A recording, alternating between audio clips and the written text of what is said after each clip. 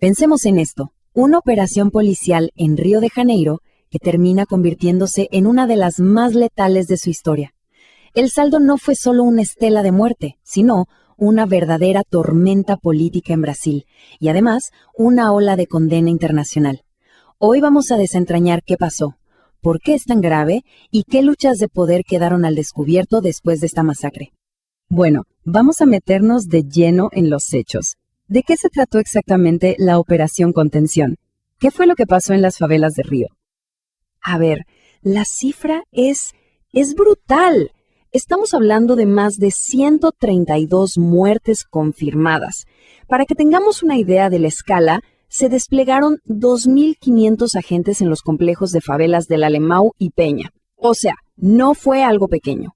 Se convirtió, de hecho, en una de las acciones policiales más sangrientas que la ciudad recuerde en mucho tiempo. Pero, y acá es donde la cosa se pone increíblemente tensa, mientras el mundo no podía creer el número de muertos, la perspectiva oficial era, bueno, todo lo contrario. El gobernador del estado, Cláudio Castro, salió a decir que fue, y cito, un éxito rotundo. Esa sola frase fue suficiente para desatar una controversia tremenda y polarizar todo el debate. Y no pensemos que esto fue improvisado, ¿eh? Para nada. Fue una operación planeada al detalle, con más de 6 meses de inteligencia detrás. El objetivo era súper claro: capturar a un narcotraficante conocido como Doca, líder del Comando Vermelho. Pero, ¿el resultado? Bueno, una masacre. El objetivo principal, Doca, se escapó. Y lo que quedó fue un rastro de denuncias gravísimas. Hablamos de tortura, de ejecuciones sumarias, cosas que ahora mismo están en plena investigación oficial. Ahora, fíjense en esto porque es clave para entender todo el conflicto. La historia da un giro muy interesante en cómo se contó. O sea, ¿cómo es que algo que empezó siendo reportado como una operación de seguridad terminó en las noticias del mundo como una catástrofe de derechos humanos? Miren esta cronología. Es que la velocidad del cambio es vertiginosa. El martes, los medios hablaban de enfrentamientos violentos. Para el miércoles, la palabra ya era otra: masacre. ¿Por qué? Porque los propios vecinos empezaron a encontrar decenas de cuerpos. De un día para otro, la narrativa oficial se desmoronó y la historia se transformó en una tragedia humana que, claro, escaló rapidísimo a una crisis política. Y esto no se quedó en Brasil, ¿eh? La prensa mundial no se limitó a dar el número de muertos. El Corriere della Sera en Italia hablaba de escenas de cuerpos esparcidos. The Guardian en el Reino Unido lo llamó el peor día de violencia en Río. El mensaje de los medios globales fue bastante claro. Miren, esto no es seguridad. Esto parece más una ciudad en guerra consigo misma. Y ahí el foco cambió. Ya no era solo qué pasó, sino por qué pasó. Se empezó a cuestionar los métodos y sobre todo los motivos detrás de todo.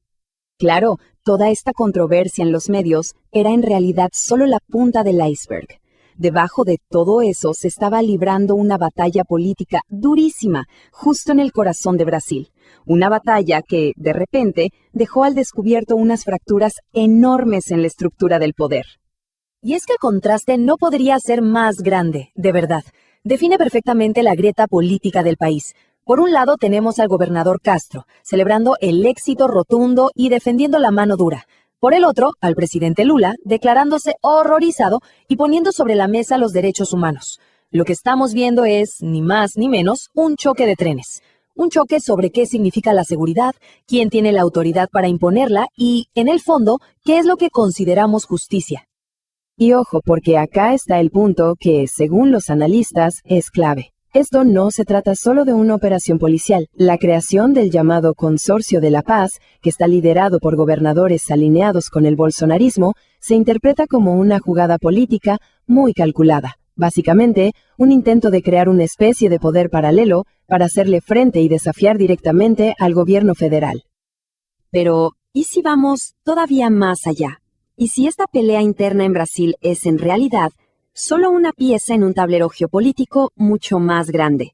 Para entender de verdad la magnitud de lo que pasó, tenemos que hacer zoom hacia afuera, ampliar la perspectiva. Hay un término que es fundamental para entender todo esto: narcoterrorismo. Ojo, no es una palabra que se usa al azar. Es, digamos, la justificación ideológica que permite el uso de esta fuerza tan brutal. Las fuentes que hemos revisado conectan este discurso directamente con una estrategia política que se ve a nivel internacional, sobre todo desde la ultraderecha. La idea es simple: enmarcar el narcotráfico como si fuera una amenaza a la seguridad nacional, y así justificar respuestas que son prácticamente militares. De hecho, algunos de los análisis que se citan van todavía más lejos. Argumentan que lo que vimos en Río no es algo aislado, no es un caso único. Lo ven más bien como la manifestación local de un fenómeno global, el uso de la violencia del Estado con la excusa de luchar contra el crimen, pero que termina dirigida sistemáticamente contra las poblaciones más pobres. Bueno, como se podrán imaginar, este choque de visiones, la local y la global, provocó una ola de condenas internacionales que fue creciendo y creciendo. Y con esa condena surgieron preguntas muy serias sobre el rumbo de Brasil. Lógicamente, las organizaciones de derechos humanos fueron de las primeras en poner el grito en el cielo. Human Rights Watch, por ejemplo, lo llamó un baño de sangre, una tragedia inmensa, y dijeron algo que es clave. Una operación policial exitosa termina con arrestos, no con una carnicería. Es un punto muy fuerte. Y la cosa no paró ahí. La condena escaló hasta llegar a las Naciones Unidas. El propio Alto Comisionado para los Derechos Humanos se declaró horrorizado. No es poca cosa. Exigió una investigación ya, una investigación efectiva, frente a lo que no dudó en llamar una brutalidad extrema. Pero quizás la acusación más dura vino de Amnistía Internacional. Ellos fueron un paso más allá. No hablaron de un error o de un exceso. No, hablaron de una masacre planificada contra personas pobres y negras. Para ellos, lo que pasó en Río es la prueba de que existe una violencia sistémica, con un componente racial muy claro dentro de la política de seguridad de Brasil.